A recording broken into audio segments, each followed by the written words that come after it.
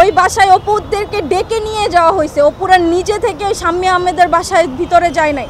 এবং দেখেন আপনারা ভিডিওতে দেখছেন অপুর পাশে একটা ব্যাগ রাখা হয়েছে, সেখানে দাবি করা হয়েছে যে 10 লাখ টাকা আছে ওই ব্যাগের মধ্যে।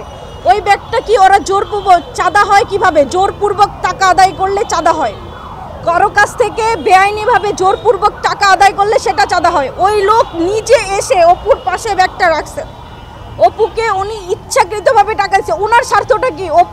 অপু আর রিয়াদের মতো ছোট ছোট ছেলেদেরকে উনি কেন এত টাকা দিবে? ওনার স্বার্থটা কি? ওনাকে কেউ প্রশ্ন করছে? বা শাম্মী আহমেদকেই বা কেন এখনো গ্রেফতার করা হয় নাই? কেউ কি প্রশ্ন করছে? ছুড়ে ফেলে নাই? অপু বা রিয়াদকে ওনারা কেন এত টাকা দিতে বাধ্য? এই প্রশ্নটা কেউ করে নাই কেন? অপু ওইখানে যাওয়ার পরে বুঝতে পারছে যে সে টাকা অফার করছে, এবং পরবর্তীতে যখন রিয়াদকে নিয়ে বাইরে চলে আসছে তখন অপু অবজার্ভ করছে যে এখানে অন্য ঘটনা ঘটছে। কারণ অপু এর আগে কোনো দিন কারো কাছ থেকে 1 টাকা কেউ বলতে পারবে না। হ্যাঁ, অপু দরাজ কণ্ঠের, অপুর অনেকের সাথে খারাপ সম্পর্ক, কারণ অপুকে দিয়ে ওরা তাদের স্বার্থ হাসিল করতে পারে নাই।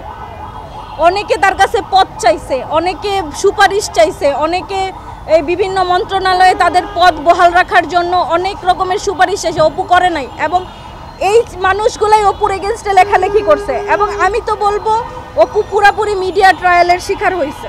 ঠিক আছে, এই যে অপুকে 4 দিন রিমান্ডে রাখছে একটা নাম বের করার জন্য, অপুকে রিমান্ডে রাইখা ব্ল্যাকমেইল করছে। কীরকম ব্ল্যাকমেইল? 2000 পুলিশ হত্যা, এই প্রত্যেকটা হত্যা মামলায় অপুর নাম দিবে।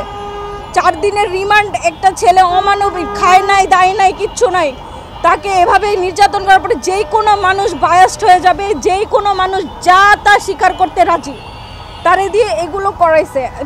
আমি একটু উত্তেজিত হয়ে যাচ্ছি, আমার কণ্ঠ অনেক বেশি জোরে হয়ে যাচ্ছে। তারপরেও আমি বলতে চাই, তারপরে হচ্ছে পুলিশ ওকে এই হত্যার তো হুমকি দিছে, বলছে যে যতদিন রিমান্ড দরকার তারা নিতে পারবে, এগুলো তাদের কাছে কোনো ব্যাপার না।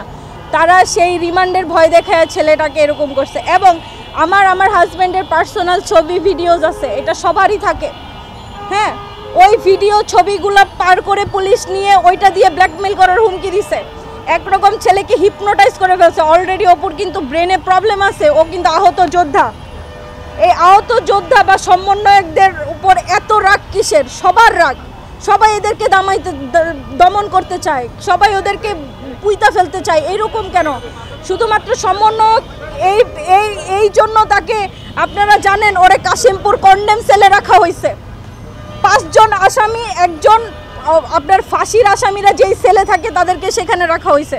তার অপরাধ বা তার ধারা তো বেশি না, সে যে অপরাধ করছে সে অপরাধের অনুযায়ী তাকে তো সে এর চেয়ে বেশি, বলে না যে লঘু পাপে গুরুদণ্ড, সেই গুরুদণ্ড পাইছে। জানে আলম অপু জানতোই না যে ওইখানে চাঁদাবাজি হচ্ছে বা হবে, কিন্তু ইচ্ছা করে তাকে এই বিষয়গুলো বারবার মিডিয়া ট্রায়ালে নিয়ে আসছে। তারপরে এই যে এখন যে পরিস্থিতি ঘটছে, আমি নিজেকে অনিরাপদ মনে করতেছি। আপনারা বলেন যে এতদিন পরে কেন এই ভিডিওটা আসলো? যে ভিডিওটা 1 তারিখ রাত্রেবেলা ধারণ করা হয়েছে, সেটা 14 তারিখে কেন আসলো? 13 তারিখে কেন আসলো? এর পিছনে কার স্বার্থ থাকতে পারে? আপনারাই বের করেন। বাংলাদেশের মানুষ তো এখন বোকা না, সবই বুঝে।